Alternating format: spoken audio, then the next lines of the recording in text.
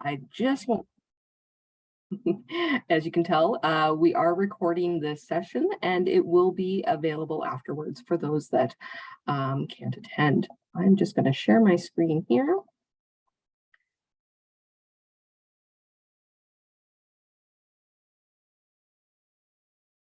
Perfect. Just let us know in the chat if you can't see or hear us at any point. Welcome to the Cambridge North Dumfries OHT's Collaborative Quality Improvement Launch for 2022-2023. I'm excited to be presenting this. My name is Lindsay Byerman, and I am the Performance Monitoring and Quality Lead with the Cambridge North Dumfries OHT.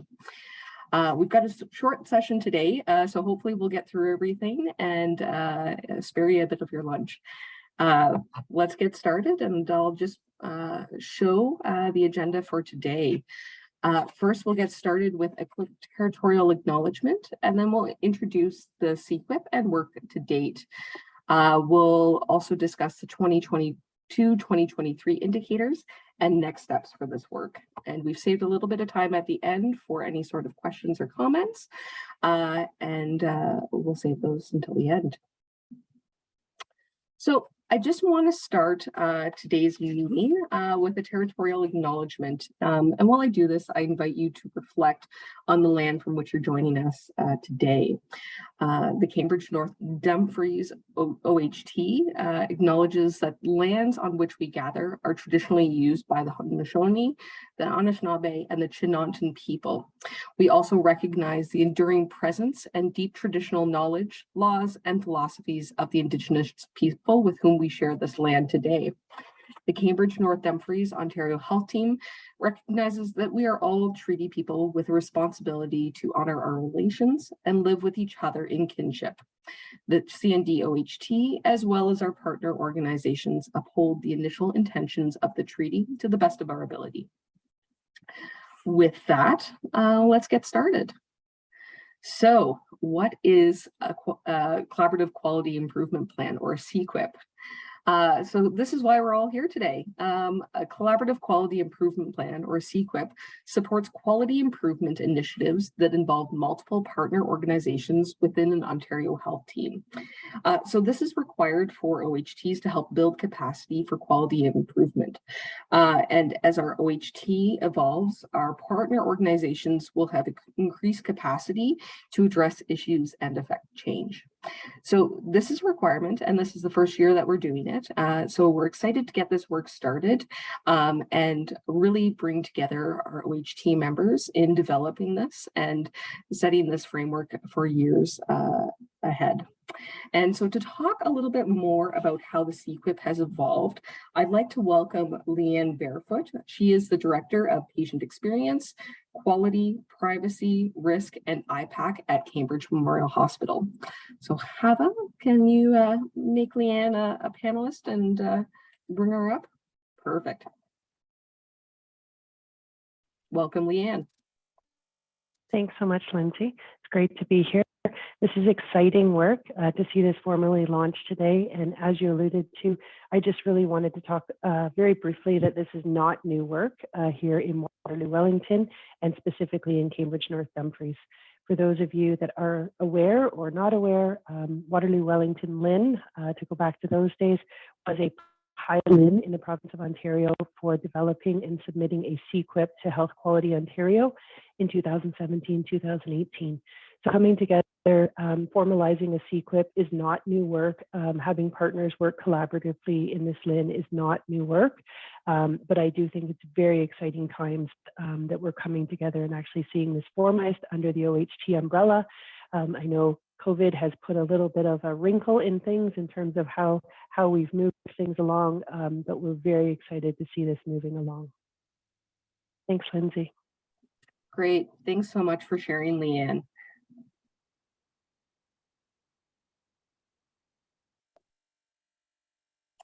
So why is the cQIP important? And as Leanne alluded to, it really captures that intent of everybody working together as an integrated team to address common issues, and really helps to establish shared goals, and helps us to support a culture of quality improvement and align our efforts across our OHT. So it's a really exciting time, and for those of you that are involved in quality improvement work, it's great to be able to work together across the whole entire system to try and make change in the OHT. So we wouldn't be here without our collaborators, and the cQIP was really a collaborative effort.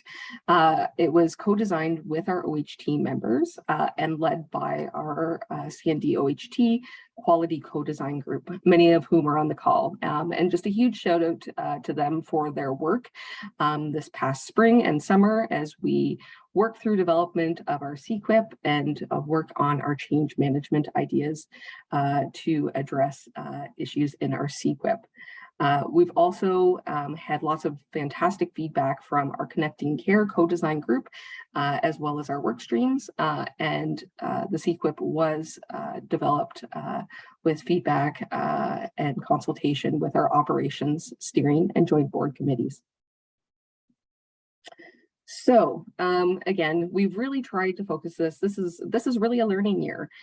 So while some of this work has already been done in Waterloo Region in the past, we're starting at the OHT level here, and we're trying to bring together all of the partners. So we identified 3 goals for this year to really help drive this work forward. So one of them is to establish a baseline. So our inaugural cQIP is really meant to establish a baseline for our attributed population and just get a sense of where we're at with these indicators. We'll go into the indicators in a second, but it was really important to even have a sense of where we're at across our OHT to help with the development and planning process of the cQIP. We also want to focus on our priority populations and COVID recovery. Fortunately, COVID is not going away, and we have made a commitment as an OHT to our priority populations. We recognize that OHTs will not be able to fix all complex quality issues in year 1, and we're continuing to focus on the work that we have committed to. And one that's near and dear to my heart, understanding our data and working together. So our OHT change initiatives for these areas of focus may be centered around understanding data and really establishing the plan for how partners will work together. Just understanding what data sources that we have and where we have access to that in the community, and what sort of data that our member organizations have, and working together and pooling all of our information and resources together to move our cQIP forward. So now diving into the cQIP indicators. Ontario Health mandated 5 indicators for all OHTs as part of this inaugural year. And these are alternate level of care, so ALC, days expressed as a percentage of all inpatient days in the same period, the rates of emergency department visits as first point of contact for mental health and addictions related care, the percentage of screening eligible patients up to date with their PAP test, percentage of screen eligible patients up to date with a mammogram, and percentage of screen eligible patients up to date with a colorectal screening. Let's dive into the indicators a little bit more. We'll discuss what the OHT's performance is against Ontario, and then what our targets are for the 2022-2023 year, and then some initial ideas that were included as part of our cQIP for this year. So, alternate level of care, or ALC days, expressed as a percentage of all inpatient days in the same period. So ALC, of course, refers to care that would be better provided in a setting such as long-term care or at home. That active management of treatment has ended, and they no longer require immediate care. So that care is best served elsewhere. So for this one, the lower the percentage, better. better. And so what that really means is it means better care for patients and less cost to the system. You'll notice that I've got a little bit of color coding going on here. So yellow, under the first column here, is our OHT performance in 2020-2021. And we were about 18.4% in comparison to the Ontario-wide performance that same year of 18%. So yellow denotes that we're kind of in the range of the Ontario-wide performance. Red means we're outside of it, and of course, green means we're doing better. So for this indicator, we really want to see that going down. Based on conversations with Cambridge Memorial Hospital and their quality improvement efforts, we've actually aligned our ALC metric to be in line with Cambridge Memorial Hospital. So both us and Cambridge Memorial Hospital have set the target of 17%. And again, it makes sense. This is a target largely based in hospital data, so it doesn't make sense to reinvent the wheel and align our efforts across the OHT. So again, really in line with that learning year, we want to understand the roles and responsibilities related to ALC across the system in terms of activities that we're going to undertake this year. We want to conduct an environmental scan of the healthcare system and work with OHT members to understand performance and ways to capture this information locally. We want to review discharge destinations and coding in collaboration with Cambridge Memorial Hospital. And we're already undertaking some of this work in our work stream as well, and really trying to focus on upstream intervention. So our medically complex and older adult work stream is working on frailty screening to support upstream intervention and optimize patient experience with, the thought of if we can identify these people ahead of time and we can possibly prevent them from a hospitalization and being part of this ALC metric. So really trying to be innovative here and think about ways that we can impact this ALC indicator. Of course, another one based in hospital data is the rates of emergency department visits as first point of contact for mental health and addictions related care. So this one is expressed as a rate. A lower rate is better. It means people have access to supports in the community and are getting care before it becomes an emergency.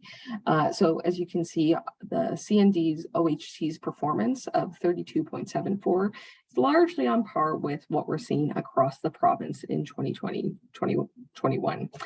I should note that we are working with old data and we're hoping that that changes. We know a lot has happened since 2020, 2021. COVID has impacted a lot of services and how we access care. So we are anxiously awaiting an update to the data, which should be coming later on this month. So that'll help with our planning over the next 6 months on how we address these issues. Again, in consultation with the hospital, aligning that effort, where we're hoping to slightly reduce that to a rate of 30 for this indicator. Again, as part of the change management plan, really trying to understand what's going on with the data. So we're trying to understand who is presenting to the ED for mental health and addictions related care. So we want to use the data packages that we're receiving from Ontario Health and work with our OHT members to understand the demographics. Who is going to emerge? When are they going to emerge? What CTAS level is it?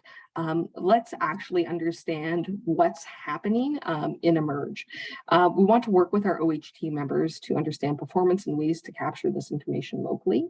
And this data will be used to inform future direction of work for groups and projects. So we're already starting to undertake that.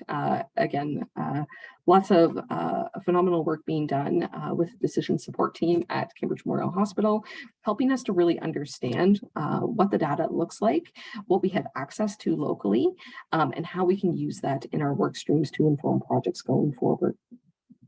We also want to understand why people present to the ED for mental health and addictions related care and not elsewhere.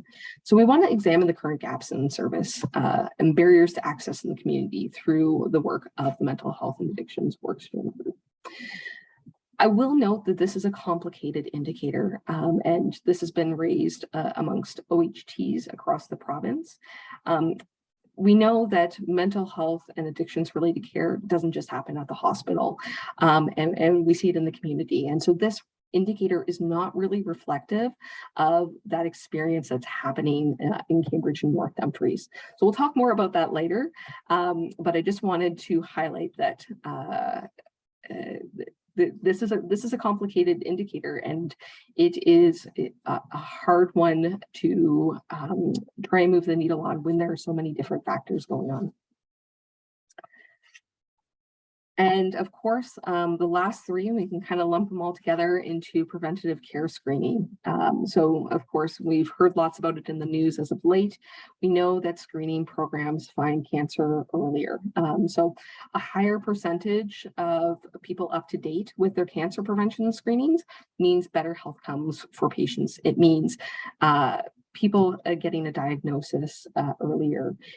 It means, better health outcomes and better survival rates. So in terms of Cambridge and North Dumfries OHT's performance, so again, our attributed population, those seeking care in Cambridge and North Dumfries, we're actually doing better than the province in our PAP tests in comparison from 56% to almost 52% in the province. Mammograms are about on par with what we're seeing in the province, 48%. And then colorectal screenings have dropped a little bit below. Again, as mentioned with the other indicators, we're really trying to take a conservative approach. We know that we can't make massive change within the first year, as we're still trying to figure out what data we have, how we're working together. So, and also up-to-date data. So we're looking for incremental change of about 5% movement on all of these indicators. Again, preventative care screening has been largely impacted by COVID, and we know that screening has largely dropped off. So we don't expect to see massive change in this, and are really working with our primary care partners on this. So let me outline some of the activities that we're hoping to undertake this year to improve preventative care screening. So we're hoping to help to increase awareness of primary care providers' performance on these indicators, and look at quality improvement coaching and education on reports available to providers. So I'm a huge proponent of the My Practice reports. They deliver data on your practice, they give you some change ideas, and are a valuable tool for primary care providers. We also have a whole suite of EMR tools that we can utilize to help identify patients who may be at high risk. We also want to use a health equity lens to understand who is not up to date with preventative care screening and better understand barriers within our local healthcare system with our 5 CND OHT member primary care practices. So we've got some data coming that highlights barriers based on health system segmentation and attachment to primary care. And we want to work with OHT members to understand performance and ways to capture this information locally. We're also working with primary care providers to assist with identification and screening for high-risk patients with our 5 CND OHT member primary care practices, and really focusing those catch-up efforts on high-risk patients to prevent severe outcomes. So again, this can be done through quality improvement coaching and awareness of EMR tools. I did see a question in the chat about NPLC data being included in both the ER and preventative care numbers. To the best of my knowledge, no. But again, that is something very important to flag, and we can pass that along to Ontario Health and ask some questions about that because it seems important to include that in this as well. All right. So moving along here, in terms of next steps, Really excited about this. We actually have a data release coming up at the end of the month. So we are going to get refresh data on our indicators by the end of the month that will actually show us how we're doing. So hopefully more up to date than 2020-21. And it's part of Ontario Health's commitment to getting more timely data to OHTs to really help inform change management strategies. So we will be looking to submit an interim report on how we're doing on our cQIP indicators. And then we will be discussing it in our quality co-design group to see where we can focus our efforts for the next 6 months. And again, really working with our OHT members on the 2022-2023 change management strategies to really help support these indicators. So been doing a lot of work over the last couple of months, trying to reach out to primary care, working with our work streams, and embedding activities that will help to address these indicators and hopefully see some movement on them. And then, of course, we're already planning for our 2023-2024 cQIP. So we're working with our quality co-design to support indicator development. And one thing that we're really starting to discuss is not being held to the 5 indicators. We'll still have to report on them, but we also have the opportunity to include additional indicators that are maybe more important or more reflective of what we're seeing in Cambridge North Humphrey. And so we've already started having discussion around our mental health indicators about what that might look like, ones that might be more appropriate and more representative of what we're seeing within our OHT. Of course, I want to get you involved. I get excited about quality improvement, and I want to spread that enthusiasm throughout our OHT. So I strongly encourage you to share our OHT cQIP with your teams. Have a discussion about it. Talk about how your organization is included in this. Reach out to me. I'd love to have a conversation with your teams about quality improvement and cQIP and how we can align our work across the OHT. And of course, I invite you to also join the conversation. Get involved with a working group. Our quality co-design is, of course, always looking for members who are interested in this work and really trying to promote a culture of quality improvement. And then lastly, what we're hoping to do as well is really trying to make this information accessible to everyone. So we invite you to go to our website, so cndoht.com. On there, you'll see a tab for quality improvement. We've got some visuals of our quality improvement plan that you can share with your team. As well, we will be producing some data briefs based on data that we are receiving from OH about our attributed population. So our first one is up there about what the population looks like in the CND OHT. So with that, we're right on time. I've got a few minutes for any sort of questions in the questions or comments. So I invite you to pop them into the Q&A. I'd be happy to answer a few to the best of my ability. And then my contact information is also up on the slide.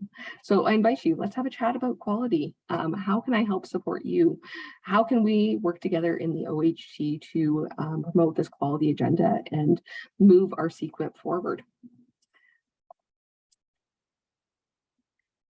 So I'll give it a minute. If anybody has any questions or comments, feel free to pop them in there. And again, I'm true to my word. I said 30 minutes, and I'll be able to get you some time back.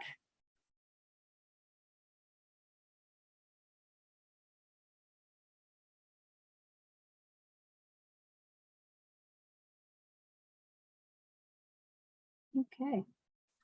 Well, Hava, I'm not seeing a whole lot here. Oh.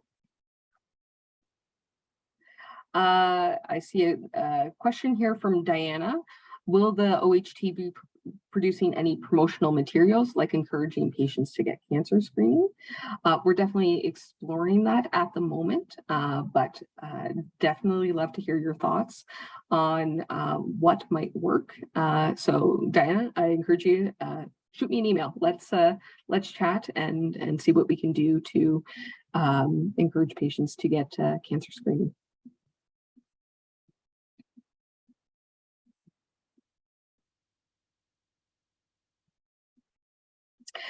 There's a question here from Patrick. Are we looking at cancer screening rates beyond the 5 primary care partners? In this first year? Nope. But the hope is to work towards getting more primary care members on board and looking at our OHT more broadly. Again, we don't necessarily have much influence beyond our 5 primary care partners. So that is definitely a work in progress as our cQIP evolves over time.